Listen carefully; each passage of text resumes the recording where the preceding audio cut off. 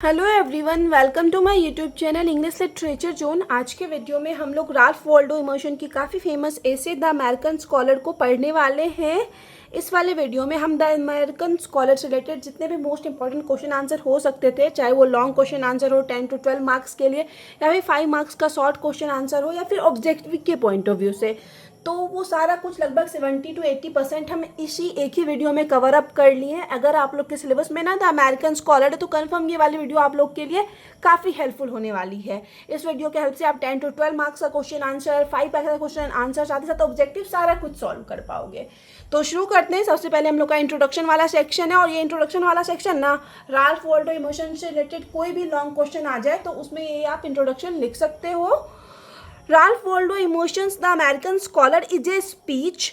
Ralph Waldo Emerson की जो the American scholar है ना, वो एक स्पीच है डिलीवर टू द फाई बेटा कप्पा सोसाइटी एट हार्वर्ड इन 1837, जिसको डिलीवर्ड किया गया था फाई बेटा कप्पा सोसाइटी में, जो कि हार्वर्ड में स्थित है 1837 में। ठीक है, ये याद रखिएगा कि ये एक स्पीच थी, ये से जो है, और इसको जो है डिलीवर्ड किया गया था इमर्सन के द्वारा 1837 में, और जिस सोसाइटी में डिलीवर्ड किया गया था उसका नाम था फाई बेटा कप्पा। ये ऑब्जेक्टिव के पॉइंट ऑफ व्यू से इंपॉर्टेंट हो जाता है। It is considered one of the most important work of the transcendentalist movement in American literature. तो अमेरिकन लिटरेचर का one of the most important movement, transcendentalist movement का नाम बहुत ही महत्वपूर्ण वर्क के रूप में जाना जाता है ये द अमेरिकन स्कॉलर। ठीक है, तो अगर आप लोग के सिलेबस में अमेरिकन लिटरेचर है ना, तो कन्फर्म ये ट्रांसडेंटलिस्ट मूवमेंट के बारे में आप लोग पढ़ के जाना।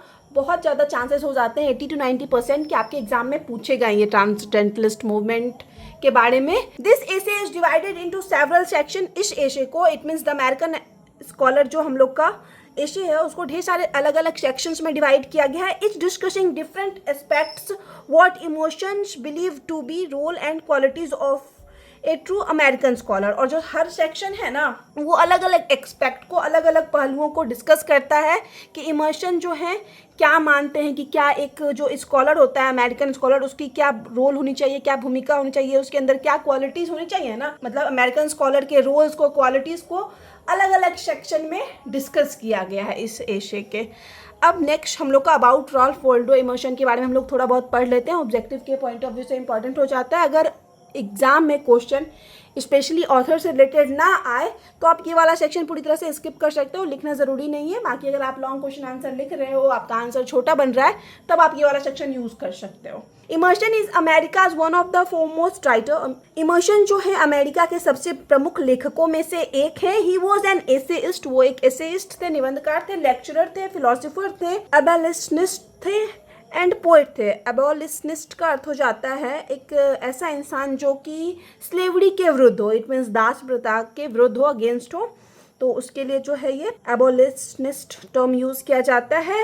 Who led the transcendentalist movement of the mid 19th century. और ये जो राल्फ वॉल्डो इमर्सन है ना, वो लेड मीन्स नेतृत्व भी किए ट्रांसडेंटलिस्ट मूवमेंट का मिड 19th सेंचुरी में, इट मीन्स 19th सेंचुरी के मध्य में जो है ये ट्रांसडेंटलिस्ट मूवमेंट का नेतृत्व भी कर रखे हैं। इस वजह से एग्जाम में बहुत हम बताएं कि इंपॉर्टेंट क्वेश्चन हो जाता है। ये ट्रांसडेंटलिस्ट मूवमेंट के बारे में ज़रूर पढ़िए जाना अगर आप अमेरिकन लिटरेचर का एग्जाम दे रहे हो तो।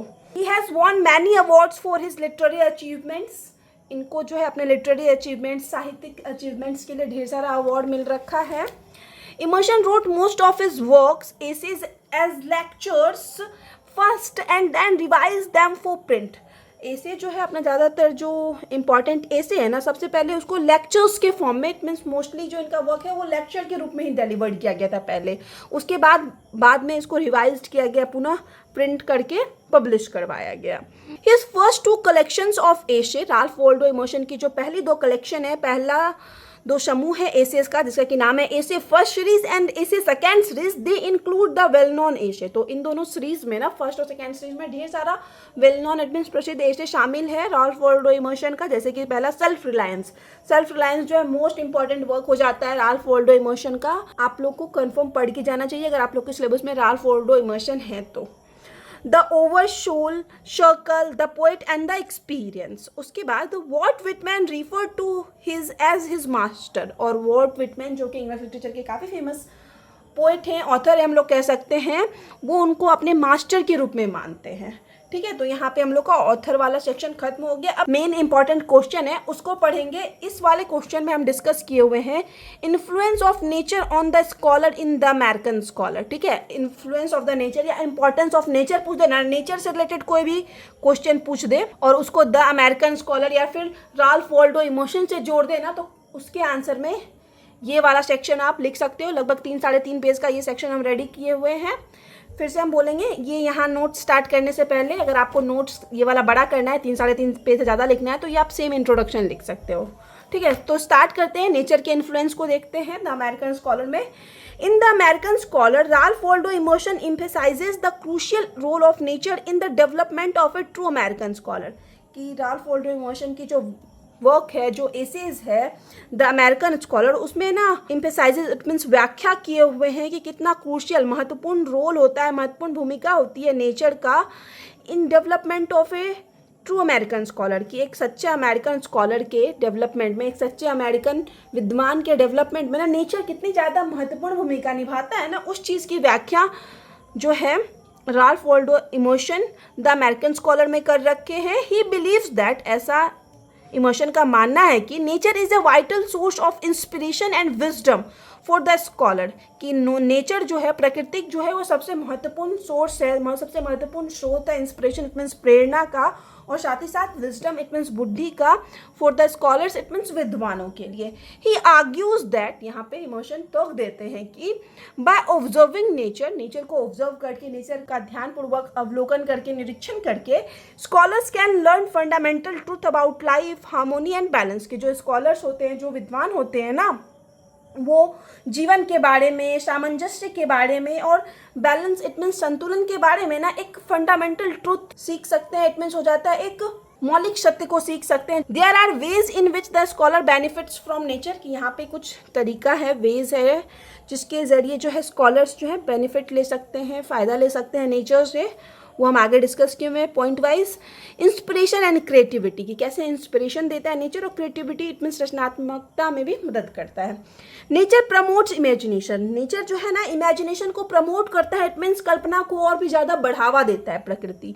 And provides endless inspiration for the scholars creative work, और साथ ही साथ ये हम लोग को endless inspiration it means scholar के क्रिएटिव वर्क इट मीन्स रचनात्मक कार्य के लिए ऐसी प्रेरणा देता है नेचर जो कभी खत्म ना हो। He emphasises the value of finding beauty and meaning in everyday aspects of nature. यहाँ पे जो इमोशन है वो प्रकृति के रोजमर्रा के पहलुओं में सौंदर्य और अर्थ खोजने के महत्व पर जोर देते हैं। Which can flash creativity and innovation, जो कि इनोवेशन को इट मीन्स रचना को, आविष्कार को, और क्रिएटिविटी इट मीन्स रचनात्मकता को उजागर करता है। इमोशन राइट्स, इमोशन लिखते हैं, आई एम्ब्रेस द कॉमन, कि जो कॉमन लोग होते हैं उनके लिए बोल रहे हैं कि जो सामान्य लोग होते हैं उनको मैं गले लगाता हूँ। I explore and sit at the feet of the familiar the low, और जो लोग होते हैं, जो इट मीन्स थोड़े से निम्न वर्ग के लोग होते हैं और जो उनके फैमिलियर इट मीन्स परिचित होते हैं ना, उनके चरणों में बैठता हूँ। इस तरीके का यहाँ पे जो है इमोशन लाइंस यूज करते हैं, जिसको कि हम एज ए कोटेशन यूज कर रखे हैं। कनेक्शन विथ यूनिवर्सल ट्रूथ, की किस तरह से कनेक्शन दिखाया गया है, नेचर के जरिए हम लोग कनेक्ट कर सकते हैं या फिर स्कॉलर कनेक्ट कर सकता है यूनिवर्सल ट्रूथ के साथ, इट मीन सार्वभौमिक सत्य के साथ। Nature serves as a conduit for understanding universal truth and principles. Nature जो है एक कंड्यूट इट मीन्स एक स्रोत के रूप में, एक सोर्स के रूप में काम करता है यूनिवर्सल ट्रूथ इट मीन्स सार्वभौमिक सत्य को समझने में, और साथ ही साथ सार्वभौमिक प्रिंसिपल इट मीन्स नियमों को भी समझने में जो है नेचर एक कंड्यूट, एक स्रोत, एक नली के रूप में काम करता है। इमोशन सजेस्ट दैट, यहाँ पे इमोशन सुझाव देते हैं कि by engaging oneself in nature, कि खुद को कोई भी इंसान नेचर में इंगेज करके या फिर कोई भी इंसान खुद को नेचर के साथ जोड़कर, one can feel the deeper meaning and purpose of existence. तो कोई भी जो खुद को नेचर के साथ जोड़ेगा ना, तो वो डीपर मीनिंग समझ सकता है, एक गहरे अर्थ को फील कर सकता है, एंड पर्पस ऑफ एग्जिस्टेंस, साथ ही साथ अपने एग्जिस्टेंस के, अपने अस्तित्व के पर्पस इट मींस उद्देश्य को भी समझ सकता है अगर कोई इंसान खुद को नेचर से जोड़ ले तो। Nature reflects universal laws and truth, nature जो है यूनिवर्सल इट मींस सार्वभौमिक नियमों को, कानून को और ट्रुथ को रिफ्लेक्ट करते हैं, उजागर करते हैं। That can be understood through careful observation, और इस चीज को सार्वभौमिक हम लोग बोल सकते हैं, कानून को या सार्वभौमिक सत्य को समझा जा सकता है केयरफुल ऑब्जर्वेशन, इट मीन्स एक ध्यानपूर्वक अवलोकन करके नेचर का, या फिर ध्यानपूर्वक नेचर का निरीक्षण करके। ही राइट्स, फिर से आगे इमोशन लिखते हैं, let me see every trifle bristling with the polarity. यहाँ पे ऑथर कहते हैं कि मुझे हर छोटी से छोटी चीज उस ध्रुवता से टकराते हुए देखना है, that ranges it instantly on an eternal law, जो कि उसे शीघ्र जो है लॉ में, शाश्वत नियम में बदल देती है। उसके बाद next spiritual growth and enlightenment के बारे में पढ़ेंगे। Nature promotes spiritual growth, nature जो है स्पिरिचुअल ग्रोथ को बढ़ावा देता है, एंड एनलाइटमेंट बाय कनेक्टिंग, और साथ ही साथ एनलाइटमेंट इट मीन्स ज्ञान में भी विकसित करता है, ज्ञान का भी विकास करता है nature, by connecting the scholar to something greater than oneself. मतलब स्कॉलर जो है नेचर के जरिए एक ऐसे चीज से कनेक्ट कर पाता है जो कि कहीं ना कहीं उनसे भी ग्रेट है। मतलब यहाँ नेचर को सबसे ग्रेटेस्ट बताया गया है, और नेचर से जुड़ के जो है कोई भी स्कॉलर जो है वो अपने स्पिरिचुअल ग्रोथ को प्रमोट करता है, साथ ही साथ एनलाइटमेंट को भी प्रमोट करता है, अपने ज्ञान को भी और ज़्यादा बढ़ाता है। इमोशन बिलीव्स दैट, इमोशन का मानना है कि nature reveal the divine spirit present in all things. Nature जो है रिवील करता है, प्रकट करता है डिवाइन स्पिरिट को, दिव्य स्पिरिट को, जो कि कहीं ना कहीं सारे चीज़ों में उपलब्ध है, उपस्थित है। Nature serves as a window, nature जो है एक विंडो की तरह काम करता है into the spiritual realm. It means spiritual क्षेत्र का, स्पिरिचुअल क्षेत्र के लिए जो है ना एक खिड़की की तरह, एक विंडो की तरह काम करता है जो नेचर है। It guides the scholar toward self discovery, ये गाइड करता है स्कॉलर्स को, विद्वानों को सेल्फ डिस्कवरी की तरफ, कि विद्वान जो है नेचर से जुड़ के ना खुद की खोज कर पाते हैं, आत्म खोज कर पाते हैं। ही राइट्स, फिर से इमोशन आगे लिखते हैं, ही पियर्स्ड द एम्ब्लेमेटिक और spiritual character of the visible Audible tangible world. He pierced it means हो जाता है कि उन्होंने पियर्स्ड किया है, इट मीन्स हो सकता है भेद दिया है। एम्ब्लेमेटिक और स्पिरिचुअल कैरेक्टर, अर्थात एम्ब्लेमेटिक का अर्थ यहाँ पे हो जाता है सिम्बॉलिक टाइप, इट मीन्स प्रतीकात्मक, और स्पिरिचुअल इट मीन्स आध्यात्मिक चरित्र को, of the visible Audible and tangible world. Visible it means ऐसे वर्ल्ड के बारे में बात हो रही है जिसको कि हम देख सकते हैं, जिसको सुना जा सकता है, और टेंजिबल वर्ल्ड इट मीन्स जो कि कहीं ना कहीं मूर्त रूप में है, वैसे वर्ल्ड को भेदने की बात करते हैं। यहाँ पे emotion refreshment and renewal, it means nature के जरिए कहीं ना कहीं रिफ्रेशमेंट और रिन्यूअल इट मीन्स नवीनीकरण भी होता है, उसके बारे में पढ़ेंगे। Nature provides a shelter for the scholar, nature जो है स्कॉलर्स को शेल्टर प्रोवाइड करता है, आवास प्रदान करता है, to refresh and renew the mind body and spirit. साथ ही साथ इससे क्या होता है कि अगर कोई स्कॉलर मतलब नेचर के साथ समय बिताता है तो उसे किसी भी स्कॉलर का माइंड, बॉडी और स्पिरिट जो है वो रिफ्रेश हो जाती है, फिर से ताजा हो जाती है, और रिन्यू इट मीन्स फिर से नई हो जाती। In the midst of the life challenges and complexities, मतलब जिस तरह से लाइफ जो है चैलेंजेस से, चुनौतियों से भरी पड़ी, और कॉम्प्लेक्सिटीज इट मीन जटिलताओं से भरी है, इन सब के बीच spending time in nature offer comfort and rebirth. इन सारे लाइफ के कॉम्प्लेक्सिटीज और चैलेंजों के बीच अगर कोई स्कॉलर जो है टाइम स्पेंड करता है नेचर के साथ, तो उसको कंफर्ट और रीबर्थ जैसा फील होता है कि उसको आराम मिल रहा है और फिर से उसका पुनर्जन्म हुआ हो। इमोशन राइट्स, इमोशन लिखते हैं, the world lies no longer a dull miscellany and lumber room but has form and order, कि वो जो वर्ल्ड है वो अब एक dull miscellany and lumber room नहीं रहा। डल इट मीन्स हो जाता है सुस्त सा, मिशेलिनी इट मीन्स जो बहुत सारे नीरस वस्तुओं का संग्रह हो जहाँ, और लंबर रूम इट मीन्स एक सिर्फ लकड़ी का रूम ही वो दुनिया नहीं रही। But has form and order, बल्कि अभी का जो दुनिया है, जो वर्ल्ड है ना, उसमें फॉर्म है, एक रूप है, एक स्वरूप है, और एक ऑर्डर है, इट मीन्स एक व्यवस्था है। अब यहाँ पे वो हम लोग का फर्स्ट क्वेश्चन का आंसर जो था खत्म होता है, कंक्लूजन वाला सेक्शन आ गया, वो नेचर का जो रोल हम लोग पढ़ रहे थे वो खत्म हो जाएगा। Therefore nature serves as a source of inspiration and wisdom, इस तरह से जो नेचर है वो एक सोर्स के रूप में कार्य करता है, इंस्पिरेशन के और विजडम के, मतलब प्रेरणा और बुद्धि का जो है एक स्रोत के रूप में नेचर काम करता है। Guiding the scholar to observe, और साथ ही साथ नेचर जो है स्कॉलर्स को गाइड करता है, निर्देश देता है कि वो ऑब्जर्व करें, निरीक्षण करें और अवलोकन करें। लर्न इट मीन्स सीखें, and develop a deeper standing of the world, साथ ही साथ नेचर के हेल्प से, नेचर को का निरीक्षण करके, नेचर से सीख के वो जो है इस वर्ल्ड के प्रति अपने डीपर स्टैंडिंग को, अपने गहरी समझ को और भी ज़्यादा विकसित करें। This connection with nature help scholar cultivate originality, और यही जो कनेक्शन है नेचर के साथ स्कॉलर का, वो उनकी मदद करता है ओरिजिनलिटी को, इट मीन्स मौलिकता को और भी ज़्यादा विकसित करने में, क्रिएटिविटी इट मीन्स हो जाता है रचनात्मकता को विकसित करने में, and a deeper standing of the world, और इस वर्ल्ड के गहरी समझ को भी विकसित करने में जो नेचर के साथ जो कनेक्शन है वो एक स्कॉलर की मदद करता है। ठीक है, तो यहाँ पे हम लोग का वो नेचर वाला क्वेश्चन आंसर पूरी तरह खत्म हो गया। नेक्स्ट जो है हम लोग पढ़ेंगे role of scholar in American society, या फिर role of scholar in Ralph Waldo Emerson the American scholar पूछ दे, या फिर scholar's duty in American society पूछ दे, role of books, role of actions, या main idea in the American scholar. कोई भी क्वेश्चन आ जाए इस टॉपिक से रिलेटेड नेचर वाले को छोड़ के, तो उसका आंसर कैसे लिखना है ना वो आगे हम बताए हुए हैं। तो लगभग 5-6 पेज का ये नोट्स होगा आगे जो हम डिस्कस किए हुए हैं। अपने मार्क्स रिकॉर्डिंग नोट्स को छोटा बड़ा कर लेना। इसमें सबसे पहले इंट्रोडक्शन वाला सेक्शन होगा, इसमें भी जो कि आप सेम पहले वाले पेज में जो हम लोग इंट्रोडक्शन वाला पढ़े ना वही लिख सकते हो। उसके बाद आगे आपको लिखना है immersion lecture is divided into 2 parts. Immersion के लेक्चर को 2 पार्ट्स में डिवाइड किया गया है। हम बताते हैं ना, ये इंट्रोडक्शन लिखोगे, उसके बाद नेक्स्ट लाइन लिखोगे कि इमर्शन के लेक्चर को 2 पार्ट्स में डिवाइड किया है। अब दोनों पार्ट्स के बारे में पढ़ेंगे कि दोनों पार्ट्स में क्या डिस्कस किया गया, उसके बाद और किस तरीके से फर्स्ट पार्ट को आगे 3 सेक्शंस में बांटा गया है, उन सबको हम लोग धीरे धीरे थोड़ा बहुत पढ़ते हुए आगे बढ़ेंगे, सबके डेफिनेशन को देखते हुए। आप सेम इसी तरीके से अपना आंसर लिख सकते हो। एग्जाम में अगर आप ऐसे आंसर लिखते हो ना थोड़ा ग्राफ के हेल्प से, तो आपको अच्छा मार्क्स मिलेगा एग्जाम में। Influence on the American scholar regarding his और हर एजुकेशन, मतलब अमेरिकन विद्वान पर उनकी शिक्षा के संबंध में प्रभाव।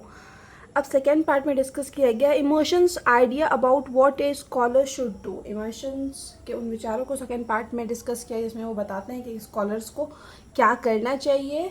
The first part is further divided into 3 sections, कि ये जो पहला वाला पार्ट है ना फिर उसको आगे चलकर 3 अलग अलग सेक्शंस में डिवाइड किया गया है, जिसमें पहला है हाउ नेचर इन्फ्लुएंस अस। यहाँ पे अस की जगह पे आप स्कॉलर लिख सकते हो, ज़्यादा बेटर रहेगा कि कैसे जो है नेचर जो है वो स्कॉलर्स को, विद्वान को प्रभावित करती है। हाउ बुक्स इन्फ्लुएंसेस स्कॉलर्स की, कैसे जो बुक्स हैं वो प्रभावित करते हैं स्कॉलर्स को, विद्वान को। हाउ एक्शंस इन्फ्लुएंस स्कॉलर्स, और किस तरह से जो एक्शंस है वो प्रभावित करता है, इन्फ्लुएंस करता है स्कॉलर्स को। आगे हम फर्स्ट पार्ट के इन तीनों सेक्शन को जो है थोड़ा डिटेल में डिस्कस किए हुए हैं। सबसे पहले नेचर की बात करेंगे।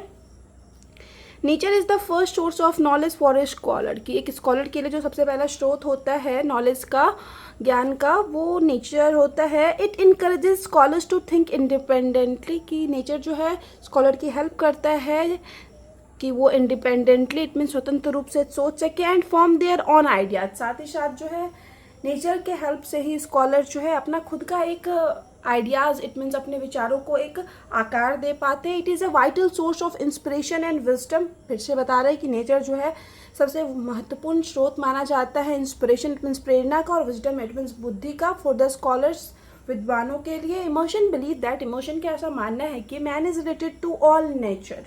Therefore, अंततः understanding nature was the first step to understanding mankind as a whole, कि मनुष्य को या मानवता को पूरी तरीके से समझने के लिए सबसे पहला स्टेप यही होता है किसी भी स्कॉलर का, कि वो नेचर को अच्छे से समझे, and not just individual self, ना कि सिर्फ व्यक्तिगत आत्म को। Books are the second source of knowledge for the scholar, कि स्कॉलर्स के लिए, विद्वानों के लिए बुक्स जो है सेकेंड सोर्स होते हैं नॉलेज का। Books depict how people thought in the past, book ये बताते हैं कि जो पास्ट के लोग थे ना वो किस तरीके से सोचते थे। अकॉर्डिंग टू इमोशन, इमोशन के अनुसार the best way to learn about the past is to read book, कि सबसे बेस्ट तरीका है पास्ट के बारे में जानने का कि उस समय के बुक्स को पढ़ा जाए, ऐसा इमोशन का मानना था। The scholar should read books but note two point of being controlled by them, कि स्कॉलर्स को जो है बुक रीड करना चाहिए, ना रीड तो जरूर करना चाहिए लेकिन उनसे क्या होना चाहिए, नियंत्रित नहीं होना चाहिए। मतलब होता है ना पूरे बुक के थॉट्स पे ही, पूरे बुक के कंटेंट पे ही खुद का कंट्रोल नहीं दे देना चाहिए। फेमस राइटर्स लाइक, कुछ जो फेमस राइटर्स है जैसे कि Cicero, lock and bacon should not have too much of an influence on young man. कुछ जो प्रसिद्ध राइटर्स हैं, लेखक हैं जैसे कि सिसरो, लॉक एंड बैकन, उनका जो है ना युवा व्यक्ति पे जो है बहुत अधिक प्रभाव नहीं होना चाहिए। Books are like priceless lamps, books जो हैं उन प्राइसलेस, उन मूल्यवान लैम्प्स की तरह हैं, that shines brightly in the darkness of ignorance, जो कि अज्ञान के अंधेरे में काफ़ी ज़्यादा शाइन करता है। नाइटिंग द फ्लेम ऑफ थॉट्स, और इससे जो है विचारों की जो ज्वाला है वो फिर से प्रज्वलित होती है, इट मीन्स जलती है। Emerson wants average American to be free of the cultural burdens imposed by Europeans. Emerson चाहते थे कि जितने भी अमेरिकन्स हैं ना, तो उनके ऊपर जो यूरोपियंस के द्वारा कुछ कल्चरल बर्डन्स लादा गया है, कुछ सांस्कृतिक जो बोझ डाला गया है ना, तो उस चीज़ से जो सारे अमेरिकन्स हैं ना फ्री हो जाए। He was a staunch opponent of both mental and physical slavery. ही वो इट मीन्स इमर्शन जो थे एक स्टॉन्च इट मीन्स एक कट्टर ओपोनेंट थे, विरोधी थे, मेंटल या फिर फिजिकल किसी भी तरह का स्लेवरी हो रहा हो तो उस चीज़ के कट्टर विरोधी थे। इसलिए वो अमेरिकन्स को ऐसा सलाह देते हैं, वो चाहते हैं कि अमेरिकन्स जो है यूरोपियंस कल्चर को ना फॉलो करें। The third and most important factor is action. जो तीसरा और सबसे महत्वपूर्ण फैक्टर है वो एक्शन है। Emotion discusses the importance of action for the American scholar. आगे जो इमोशन डिस्कस करते हैं कि अमेरिकन स्कॉलर के लिए एक्शन का कितना ज़्यादा महत्व होता है। Any opportunity for a scholar to do something should be taken, कि अगर कभी भी स्कॉलर को कोई अपॉर्चुनिटी मिलती है कुछ भी करने का तो वो उसको ले लेना चाहिए। A source is the monetary value of an action such as reading a book. और संसाधन जो है ना किसी भी तरह का, वो किसी भी कार्य का एक मौद्रिक मूल्य है, जैसे कि किताब पढ़ना। When a scholars book and thoughts are no longer useful, कि अगर किसी स्कॉलर का बुक या फिर थॉट्स जो है, विचार जो है काफ़ी लंबे समय तक यूजफुल नहीं होते, ही और शी टर्न टू एक्शन, तो उसको एक्शंस की ओर टर्न होना चाहिए, मुड़ जाना चाहिए। ए thinker is distinct from a man thinker, कि एक थिंकर जो होता है वो मैन थिंकर से अलग होता है। Emotion scholar on the other hand is a thinker who is always trying new things. Emotion के जो स्कॉलर हैं, जो विद्वान हैं ना, वो ऐसे थिंकर है जो कि हमेशा नई चीज़ों को ट्राई करते रहते हैं, हु इज डायनेमिक, जो कि ऊर्जावान होते हैं। दस action is an essential component of a scholar growth and development. इस तरह से जो एक्शन है वो बहुत ही ज़्यादा एसेंशियल इट मीन्स महत्वपूर्ण कंपोनेंट है, महत्वपूर्ण घटक है स्कॉलर के, विद्वानों के ग्रोथ के लिए और डेवलपमेंट के लिए। नेक्स्ट आगे हम लोग रिस्पॉन्सिबिलिटी या फिर ड्यूटीज़ ऑफ द स्कॉलर पढ़ेंगे, जो कि हम अभी सेकेंड पार्ट में बताए हुए थे, तो वो अब सेकेंड पार्ट को डिस्कस करेंगे।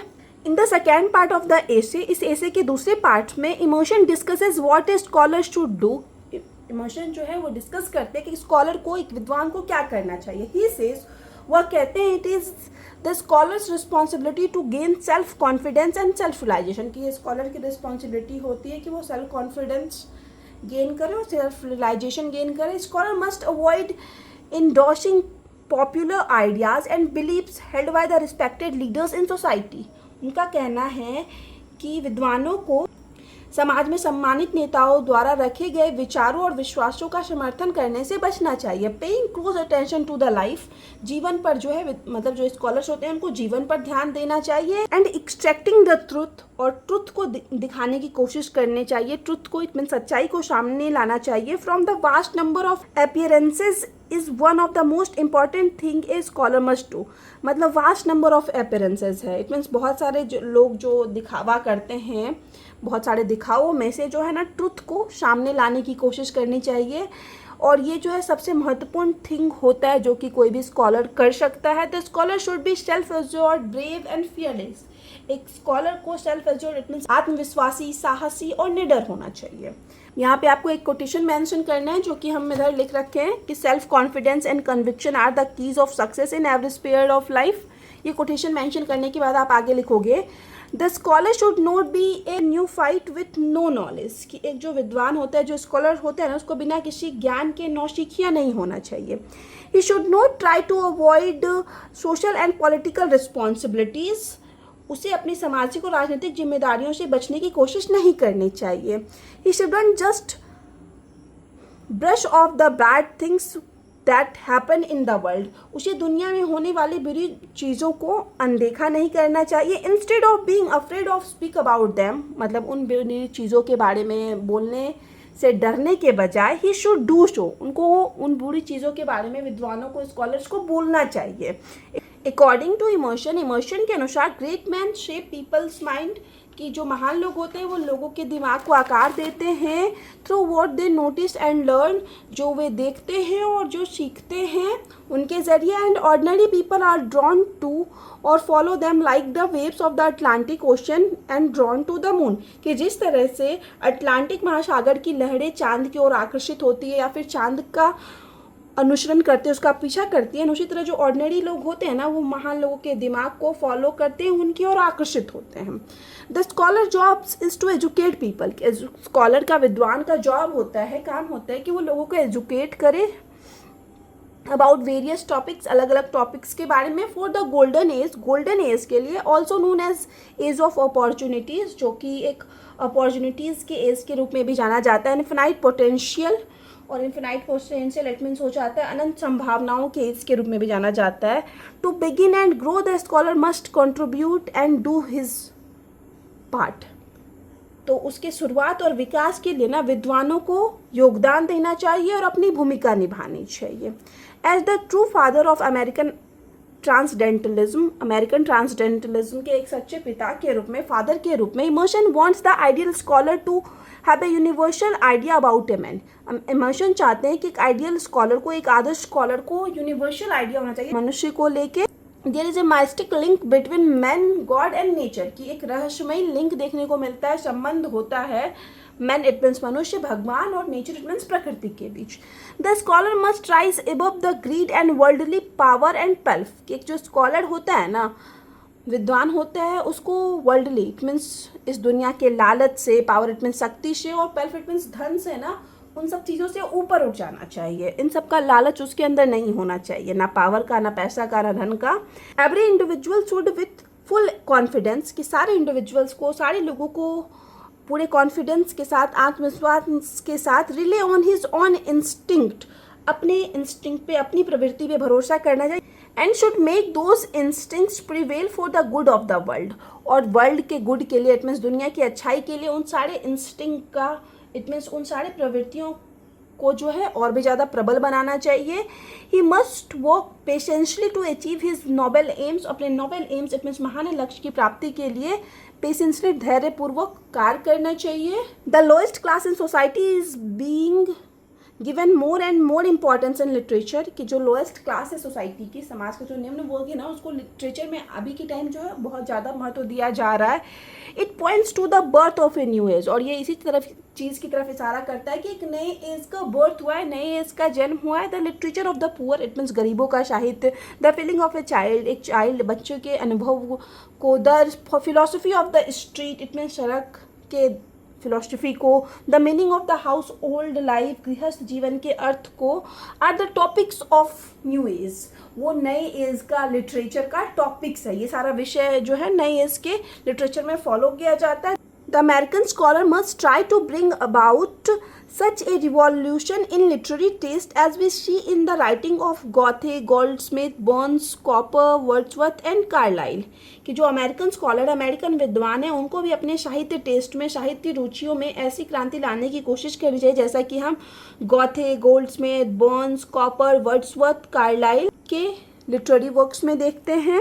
अब नेक्स्ट यहाँ पे हम लोग का वो वाला क्वेश्चन आंसर भी खत्म हो गया, सेकेंड, जिसको हम बताएं कि मोस्टली क्वेश्चन के आंसर में यूज़ कर सकते हो। अगर एग्जाम में शॉर्ट क्वेश्चन आता होगा कंफर्म इस वाले सेक्शन से पूछेगा ही, और लॉन्ग क्वेश्चन भी चांसेस हैं कि पूछेगा ही, ठीक है। और ना कुछ समझ में आए, आप चाहते हो किसी एक क्वेश्चन का प्रिपरेशन करके जाएँ, उसके लिए भी सिर्फ ये वाला क्वेश्चन जो हम 5-6 पेज का बताएं प्रिपेयर करके जा सकते हो। इसके बाद हम लोग का सबसे आखिरी सेक्शन आता है कंक्लूजन वाला। कंक्लूजन में आप लोग को लिखना है टू सम अप, कुल मिलाकर वी कैन से दैट, हम लोग कह सकते हैं कि the American scholar is Emerson's, American scholar जो है वो इमोशन की clarion call to revolt against conversational old concept about an ideal scholar.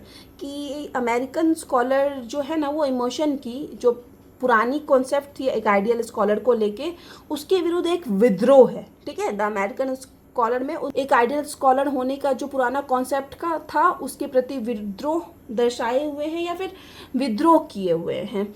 If a man possesses all the requirements propose by Emerson in his essay, कि अगर कोई इंसान के अंदर वो सारी क्वालिटीज़, वो सारे रिक्वायरमेंट्स जो हैं हम लोग को देखने को मिलती है, जो कि इमोशन अपने इस एशे में डिस्कस किए हुए हैं, ओनली देन, सिर्फ तभी, he should rightly be regarded to be an American scholar, कि सिर्फ तभी जो है वो एक अमेरिकन स्कॉलर जो है सही तरीके से, उचित तरीके से माना जाएगा। इस चीज़ के साथ हम लोग का ये नोट्स वाला सेक्शन पूरी तरह खत्म हो जाता है। वीडियो अगर आपको अच्छा लगा, आपको समझ में आया, आपके लिए हेल्पफुल है, तो आप लोग वीडियो को लाइक करना, चैनल को सब्सक्राइब करना और कमेंट करके बताना वीडियो आपको कैसा लगा। आप लोग को पता होगा कि 1 मई 2024 से ही सारे टॉपिक का PDF पेड है और एक टॉपिक के PDF का प्राइस 30 रुपीज़ है।